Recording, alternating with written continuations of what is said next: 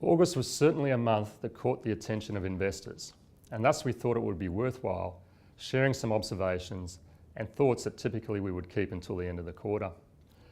Back in July, we suggested that China, not Greece, was what really mattered due to their relative economic footprint and our belief that the adjustment from a focus on fixed asset investment will probably be more painful than most were expecting.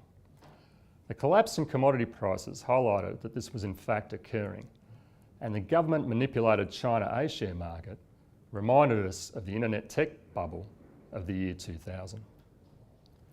Such observations became the focus of the investment crowd over the last month. And what was most interesting was that all asset classes saw an initial decline in prices of similar magnitude. This was no doubt in part due to the fact that we truly are a global marketplace today, and the size of the stampeding herd is so much bigger and more instantaneous. Plus, regulators have unwittingly reduced liquidity in markets, and that liquidity is increasingly dominated by exchange-traded funds, index funds, and computer-driven traders that only compound the tendency of all short-term investors to act the same. So when investor sentiment starts to fret that the Chinese economy may in fact derail the global recovery, there is a downdraft in asset prices and investors start to worry about volatility. As we have reiterated many times, our investment framework post-GFC has been to expect a process of 2 steps forward and 1 step back. The steps forward are as economies and markets trek a path to normality, and the step back every time there is a growth scare. Early on, the growth scares were from America. Then investor anxiety moved to Europe and Greece, and this time it is China. I can't say with certainty how significantly China will impact global growth. It certainly will impact those who benefited most from the boom.